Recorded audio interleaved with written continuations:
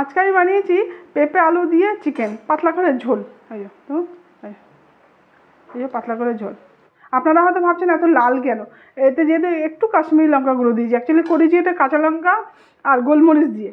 আর যেহেতু বাচ্চা খাবে না বলেছে যে পেঁপে দেওয়া হচ্ছে, ওই কালার করার জন্য একটু কাশ্মীরি লঙ্কা গুঁড়ো দিয়েছি। অ্যাকচুয়ালি ঝোলটা খুব পাতলা, দেখুন এই যে ঝোলটা হচ্ছে এরকম। পেঁপে আলু দিয়ে পেঁপে আলু দিয়ে পাতলা চিকেনের ঝোল করেছি, একদম কম মশলা দিয়ে। চলুন বানাই। হ্যালো বন্ধুরা, আজকে আমি চিকেন রান্না করবো পেঁপে আলু দিয়ে। এই যে পেঁপে নিয়েছি আর আলু, চিকেনটাকে একটু পাতলা পাতলা করে ঝোল করবো। সবসময় তো রিচ আমরা খুব বানাই, রোজই সবসময় রিচ বানাই। আজকে ভেবেছি পাতলা করে ঝোল বানাবো। তার জন্য আমি নিয়েছি, আর সেটাকে গোলমরিচ আর কাঁচা লঙ্কা দিয়েই কিন্তু বানাবো। অল্প করে ধনে, অল্প করে জিরে, আর একটু ব্ল্যাক গোলমরিচ। আর এখানে নিয়েছি একটা ছোট্ট মতো পেঁয়াজ, কাঁচা লঙ্কা, আর অল্প করে আদা রসুন। আর নিয়েছি একটা বড় সাইজের টমেটো। এগুলোকে সব পেস্ট করে দেবো, কিন্তু টমেটোটাকে পেস্ট করব না, এগুলোকে পেস্ট করব। ছোট্ট পেঁয়াজ নিয়েছি, এটাকেও পেস্ট করব। যেহেতু আমি পাতলা পাতলা করে ঝোল করবো আর মশলাটা কম দেবো, ওই জন্য আমি পেঁয়াজটা পেস্ট করবো একটু। প্রথমে আমি এগুলোকে মিক্সিতে পেস্ট করে নেব। এটা গোলমরিচ আর কাঁচা লঙ্কা দিয়েই করলে খেতে ভালো হয়, কিন্তু আমার ছেলে আজকে পেঁপে দেবো শুনেই বলেছে আমি খাবো না। ওই জন্য ও যাতে খায় তার জন্য আমি একটু কাশ্মীরি লঙ্কা গুঁড়ো একটুখানি দেবো, যাতে একটু কালার আসে। এখনকার বাচ্চারা জানেন তো, একটু কালারফুল না হলে খেতে চায় না। এবার এগুলোকে আমি সব পেস্ট করে নেবো। কড়াতে তেল বসিয়েছি, সরষের তেল। তাতে একটু মশলা, যেমন তেজপাতা আর একটু গোটা গরম মশলা। আমি কিন্তু আর গুঁড়ো গরম মশলা ইউজ করবো না, শুধু এইটাই দেবো।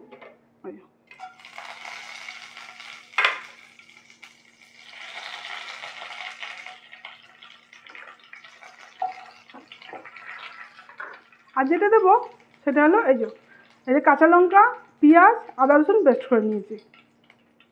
তো পেঁয়াজটা পেস্ট করে দিলাম কেন, যেহেতু ছোট্ট একটা পেঁয়াজ দিয়েছি এই জন্য এটাকে পেস্ট করে দিলাম।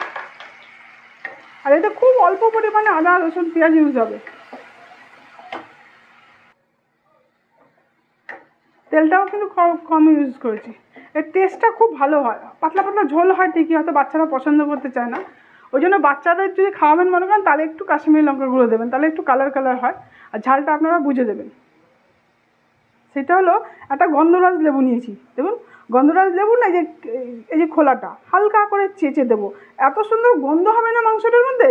গরম মশলা কিন্তু আর ইউজ করবো না, গুঁড়ো। এই যে এর খোলাটা একটু হালকা করে চেঁচে নেবো। গন্ধরাজ লেবুর তো কেমন গন্ধ হয় আপনারা জানেনই। এই খোলাটা হালকা করে চেঁচে একটু দেবো, ব্যাস।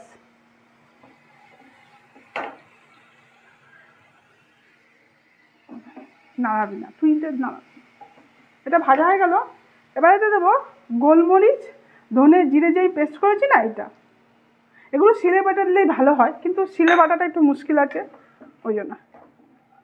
এবার দেবো একটা বড় টমেটোটাকে আমি কেটে কেটেই দিলাম, কারণ এটাকেও যদি পেস্ট করে দিই না, এই তেলে ভাজা হবে না, আর একটু তেল চাই।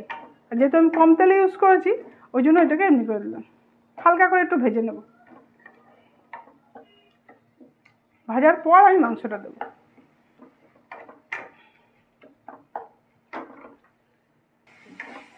দেখুন মোটামুটি তেল বেরোচ্ছে, দেখুন। আর মশলাটা থেকে এত সুন্দর গন্ধ বেরোচ্ছে না, আপনারা যখন নিজেরা করবেন তখন বুঝবেন কত সুন্দর গন্ধ। এবার এর মধ্যে দেবো অল্প করে হলুদ, আন্দাজ মতো যতটা হলুদ লাগবে দেবো। কালারের জন্য একটু কাশ্মীরি লঙ্কা গুঁড়ো, যেহেতু আমার ছেলে খাবে না বলে যে পেঁপে দেবো, ওই জন্য ওর জন্য একটু কাশ্মীরি লঙ্কা গুঁড়ো দিলাম। না দেওয়াই ভালো, শুধু গোলমরিচ আর কাঁচা লঙ্কা দিয়ে রান্নাটা বেশি টেস্ট হয় খেতে, কিন্তু এখনকার বাচ্চারা কেমন জানেন তো। এবার এতে আমি মাংসটাকে দিয়ে দেবো। এবার দেবো আন্দাজ মতো নুন। একদিন বন্ধুরা এভাবে একদিন রান্না করে দেখবেন, কত ভালো হয় খেতে। আমরা তো সবসময় দই টই সব কিছু মশলা দিয়ে দিচ্ছি, সবসময় রান্না করি। মাঝে মধ্যে এরকম ঝোল, এরকম খেতেও দারুণ লাগে। আমার ভিডিওটা যদি বন্ধুরা আপনাদের ভালো লাগে, তাহলে লাইক করবেন, কমেন্ট করবেন, সাবস্ক্রাইব করবেন, শেয়ার করবেন। খুব অল্প দেখুন। পেঁয়াজটা কিন্তু পেস্ট করেই দেবেন বা বেটে দেবেন, কেননা একদম অল্প পেঁয়াজটা কিন্তু ছোট দিয়েছি, পেস্ট করে দিলে ভালো হয়, এটা আমার মনে হয়। এই মাংসটা হয়তো খুব কালারফুল হয় না, কিন্তু টেস্ট এত ভালো হয় না, কালারফুল মাংসকে ফেল করে দেবে, কালারফুল যে চিকেন আমরা বানাই না সেটাকে পেছনে ছেড়ে দেবে। এর টেস্টটা এত ভালো হয়, এত সুন্দর গন্ধ বেরোচ্ছে না থেকে। ও মাই গড, একটু কষিয়ে নেবো এটাকে। এবার আমি গ্যাসের ফ্লেমটা একদম স্লো করে দিয়ে 5 মিনিটের জন্য চাপা দিয়ে রাখবো। আর যেহেতু নুন দিয়ে দিয়েছি, মাংস থেকে জল ছাড়তে শুরু করে দেবে আর টমেটোও গলতে শুরু করে দেবে। 10 মিনিট হয়ে গেছে। এবার আমি পেঁপে আলু সব দিয়ে দেবো। আলুগুলোকে কিন্তু আমি ভাজলাম না আলাদা করে, সব একসঙ্গেই করে নেবো আজকে।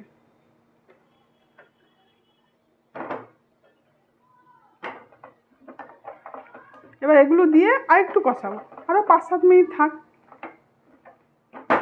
কিন্তু গন্ধটা কিন্তু খুব সুন্দর বেরোচ্ছে।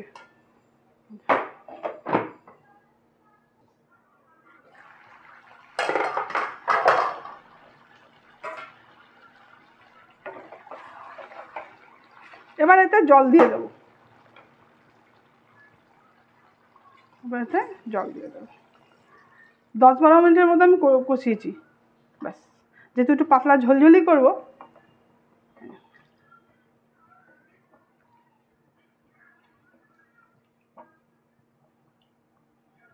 কেমন আছে। এমনিও গোলমরিচ, কাঁচা লঙ্কা সব মশলা দেবেন একসঙ্গে বাটলে একটা সুন্দর গন্ধ বেরোয় না, সেই গন্ধটা আছে এর মধ্যে। পাতলা পাতলা ঝোল হবে। এবার ফুটুক, তারপর গ্যাসের ফ্লেমটা বন্ধ করবো, কমিয়ে দেবো।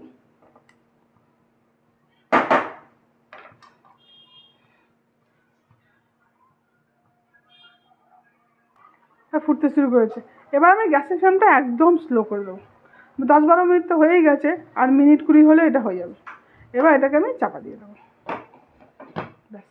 চাপা দিয়ে মাংসটাকে রান্না করবো।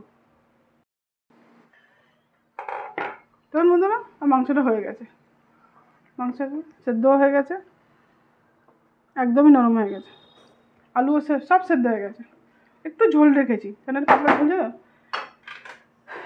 এবার আমি এই গন্ধরাজ লেবুটা নিলাম, নিয়ে হালকা করে হালকা এই যে এটা দেবে, তাতে এত সুন্দর গন্ধ হবে না, সাদাটা যাতে না পড়ে, শুধু গ্রিন গ্রিনটা অল্প করে দেখেন, বাচ্চারাও পছন্দ করবে। অল্প অল্প, খুব বেশি দেবে না, অল্প অল্প করে যেটা এই যে খোলা দিয়ে দিলাম, ব্যাস। এবার এত সুন্দর গন্ধ হচ্ছে না, ওই গন্ধরাজ লেবু তো সুন্দর গন্ধ। আর 2 মিনিট হোক, কি গন্ধ। 2 মিনিট রেখে চাপা দিয়ে রেখে ব্যাস হয়ে যাবে। 2 মিনিট পর দেখাচ্ছি, হয়ে গেল। আমি গ্যাসের ফ্লেমটা দিলাম বন্ধ করে। বন্ধুরা আপনারা এইভাবে একদিন বানান, খান, যদি ভালো লাগে আমাকে কমেন্ট করে জানাবেন। পেঁপে দিয়ে আলু দিয়ে পাতলা করে চিকেনের ঝোল, না খেলে বুঝবেন না টেস্টটা কত ভালো হয়েছে। এত সুন্দর গন্ধ হয়েছে না, যেহেতু স্কিনটাও দিয়েছি গন্ধরাজ লেবুর। আপনারা এভাবে একদিন খান।